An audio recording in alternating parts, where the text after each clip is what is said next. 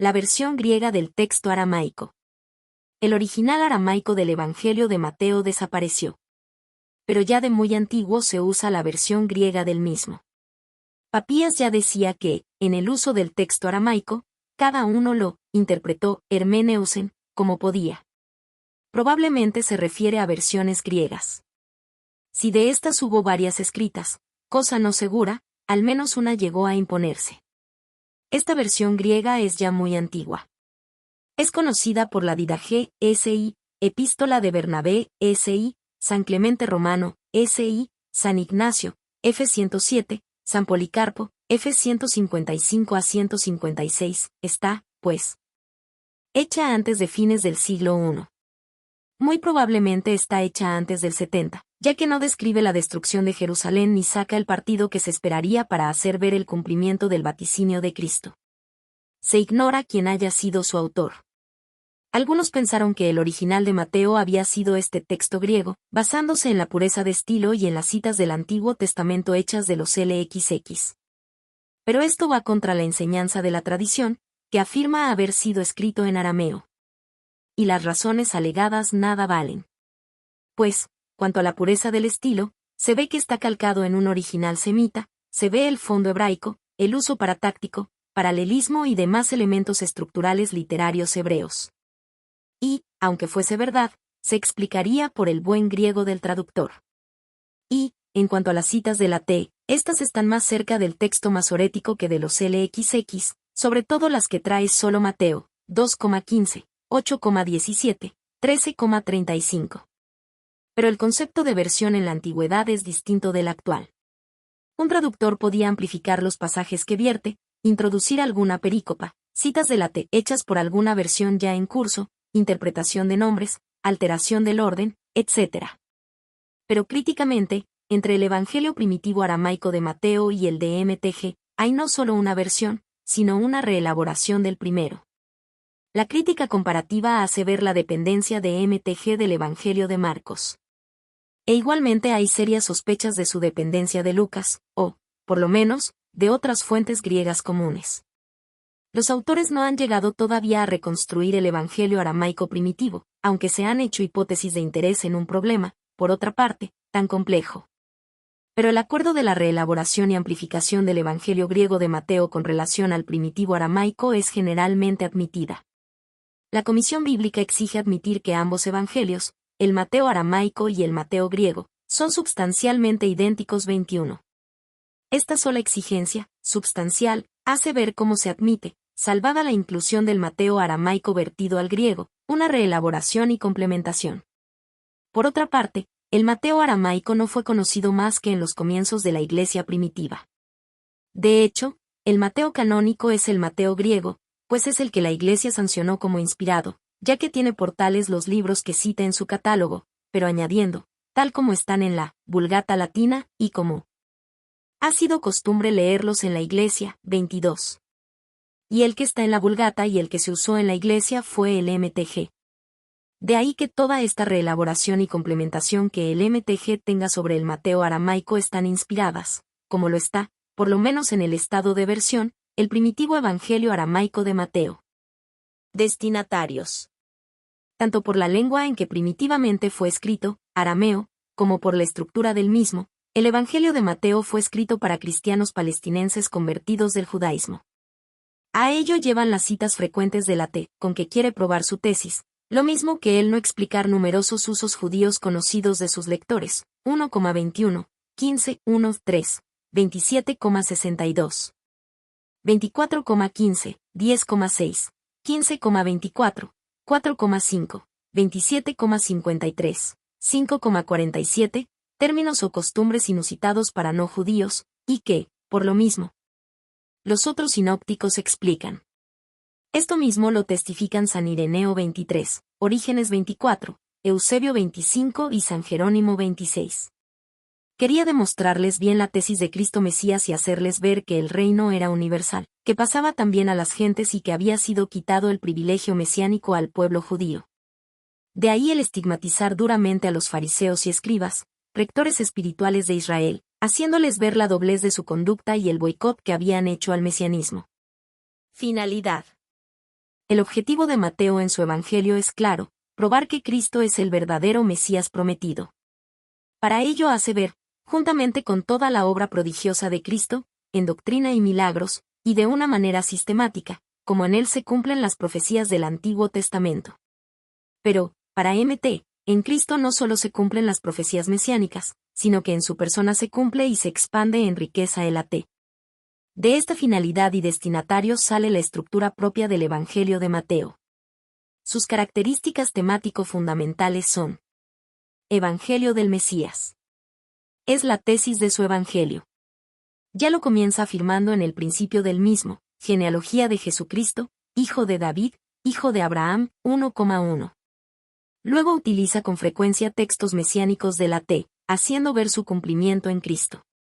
Así al hablar de la concepción virginal, 1,22, lo mismo que en diversos pasajes de la infancia, 2,15-17,23, con motivo de establecerse en Cafarnaúm, 4,14-16, a propósito de ciertas curaciones, 8,17, 11,5, y 2 y 7 ss, a propósito de ser rechazado Israel, y 3 y 4 ss. 15,7-9, 21,42, y de su pasión, 26,54-56, 27.9 ss, 35. Lo mismo se ve al aclamársele como Mesías e hijo de David en diversos pasajes, 9,27, 12,23, etc. Igualmente lo hace ver destacando su superioridad sobre personajes e instituciones de la T. Pero no solo es presentado como Mesías, sino como Dios. ¿Acaso Mateo sea, de los sinópticos, el que más datos, escenas y alusiones da de Cristo como Dios? Así, es superior al templo y dueño y señor del sábado, 12,6.8, el conocimiento excepcional que tiene del Padre, n. 25 ss, él envía sus ángeles. Es proclamado hijo de Dios en el bautismo, lo mismo que confiesa ser hijo de Dios ante el Sanedrín. A esto conducen varios pasajes, alusiones y títulos, que se indican en el comentario. Evangelio del Reino. Sentada esta tesis de una manera directa, se destaca muy fundamentalmente a Cristo como fundador, legislador y doctor del nuevo reino. De ahí los grandes discursos en que se expone la justicia del nuevo reino, C5-7, y los miembros jerárquicos, apóstoles, con el primado de Pedro, 16,13-20, 18:1-10. Índole y crecimiento del mismo, C13, sumisión universal, 28,16-20, consumación del reino, C25. Como consecuencia se expone como el pueblo judío es rechaza, por su obstinación, del privilegio de pueblo del Mesías, para venir a ser universal. 21,1853.28-32.33-46, 27,25. Esto mismo lleva a ver su carácter antifarisaico, C23, haciendo ver que los fariseos no pueden ser los jefes espirituales, puesto que apartaron al pueblo del Mesías, 7 is 2g. 15,12-14, etc. Evangelio sistemático. De los tres sinópticos, es en el Evangelio de Mateo en el que se ve inmediatamente que está sistematizado, no solo en el sentido de ir sistematizadamente, haciendo ver el cumplimiento en Cristo de las profecías mesiánicas, sino que tiene una particular sistematización en todo él, hecha con un cálculo especial, para presentar la obra de Cristo Mesías. Se distinguen en él 5 grandes secciones de discursos. Pero junto con estos, se distinguen otras 5 grandes secciones narrativas, como preparación e ilustración de las secciones de discursos, que todos se refieren al reino. Se ve este artificio literario, porque en cada una de estas grandes secciones de discursos terminan todos por la misma fórmula literaria o equivalente, y sucedió que, cuando Jesús hubo acabado estos discursos, 7,28, 11,1, 13,53, 19,1, 26,1. Fórmula semita que aparece frecuentemente usada en el Antiguo Testamento, Jos 4,11, Jue 3,18, etc. Para mejor ver este procedimiento, se pueden considerar 3 aspectos. A. Secciones de los 5 grandes discursos. Primer discurso, C5-7. Es el llamado Sermón de la Montaña. Es como la carra magna del cristianismo. En él se agrupan enseñanzas de Cristo, tenidas en momentos distintos, de tipo moral. Segundo discurso, C10. Son enseñanzas dirigidas a los misioneros del reino. Tiene una doble perspectiva. Una primera se refiere a su misión en Palestina, la segunda tiene una perspectiva más universal. Tercer discurso, 0.13.1.52. Está constituido por parábolas sobre el reino. En él se dan diversos aspectos, las condiciones como ha de recibirse la palabra, para que dé fruto, parábola del sembrador, la coexistencia de buenos y malos en el estadio terrestre, parábola de la cizaña, el reino. Humilde en sus comienzos, será universal y fermentador de la masa a la que se una, parábolas del grano de mostaza y del fermento, el reino exige dejarlo todo por él, parábolas del tesoro y la perla. Ante el reino no se puede ser indiferente, pues habrá una separación final en él. Juicio, parábola de la red. Cuarto discurso, C18. En él se dan instrucciones morales de humildad, de caridad, escándalo, perdón a los que constituyen el reino. Así ha de vivir la comunidad del reino. Quinto discurso, C24-25. Con el anuncio de la destrucción de Jerusalén se anuncia que el Israel étnico, por su infidelidad, va a ser rechazado. Ante ellos se dan los anuncios, más que apocaliptizados, moralizados. De ahí las exhortaciones a la vigilancia para este momento, C24, y para la hora del juicio en la parusía, C25. B. Secciones de 5 grandes partes, narrativas.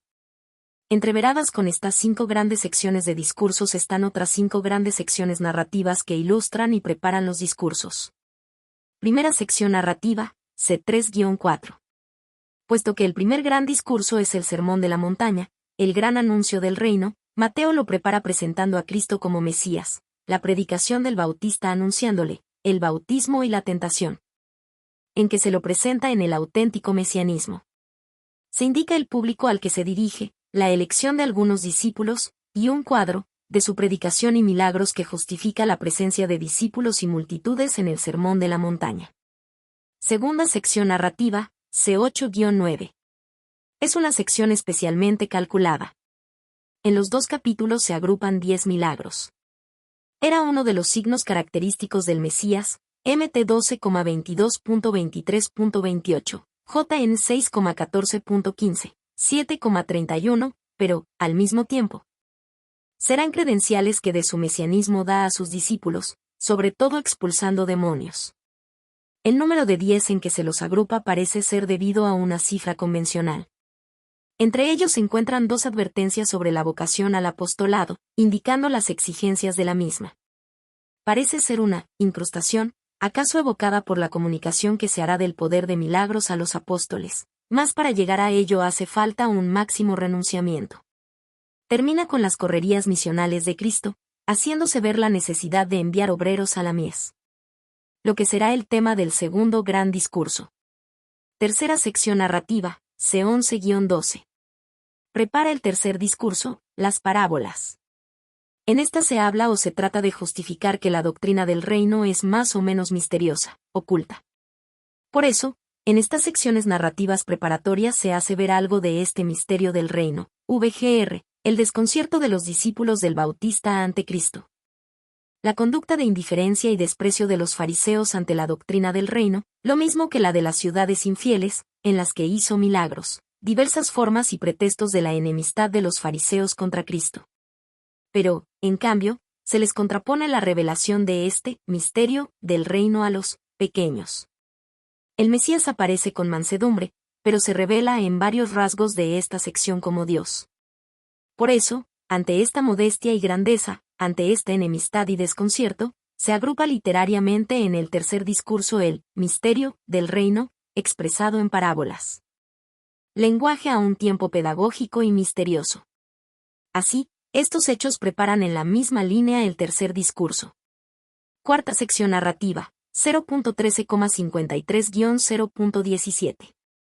La amplitud de esta sección no presenta un bloque tan organizado para ilustrar el cuarto gran discurso, en el que se habla del aspecto moral a los discípulos, pequeños, del reino. ¿Acaso se deba a que MTG incorpora del todo o arregla el Mateo aramaico con elementos de nuevas fuentes? Pero aún quedan aspectos sobre la conducta de estos, pequeños, del reino en general, vgr, la muerte de Juan el Bautista, sus familiares, las enseñanzas sobre la verdadera pureza, la mujer cananea. El cuadro de las multiplicaciones de los panes a gentes modestas y, sobre todo, las condiciones para seguir a Cristo. En contraposición se ve la actitud de incomprensión de los nazaretanos ante él, la censura a los fariseos por no discernir las señales de los tiempos mesiánicos. Sin embargo, establecen los relatos de esta cuarta sección narrativa, de modo global, la atmósfera que conviene a las directivas eclesiásticas del capítulo 18, Benoit. El aspecto eclesiástico se ve en que Cristo trata de formar especialmente a los discípulos. Les alerta sobre la levadura de los fariseos, y pone la confesión de Pedro en Cesarea, lo mismo que destaca la figura de Pedro caminando sobre el mar, y la paga, intencionadamente destacada, del impuesto por él y por Pedro. Les anuncia 2 veces la pasión.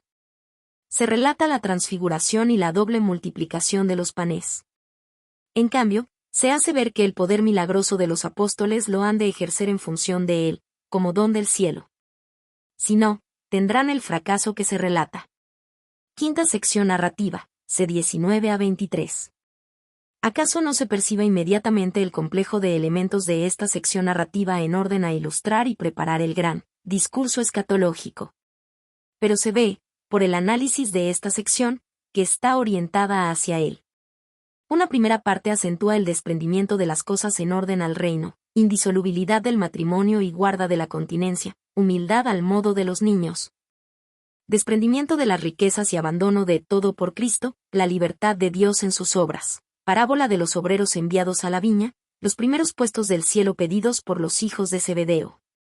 La acentuación de su mesianismo rubricada por el milagro ante la aclamación que 2 ciegos le hacen como tal. Entrada mesiánica en Jerusalén y expulsión de los mercaderes del templo, con las consecuencias que han de seguirse. Cristo anuncia la reprobación de Israel, por la higuera infructuosa. Parábola de los 2 hijos. De los invitados homicidas y de los invitados a la boda, se acentúan las insidias contra Cristo, el tributo al César, la resurrección de los muertos. Se le tienta sobre el primer mandamiento de la ley, insiste. Lo que traerá represalias, sobre la naturaleza trascendente del Mesías. Por último, el capítulo 23 es la más dura censura contra el fariseísmo, para terminar con su compasión sobre la destrucción de Jerusalén, que ya se avecina, y que sirve de introducción inmediata al quinto gran discurso, sobre la destrucción de Jerusalén y la parusía.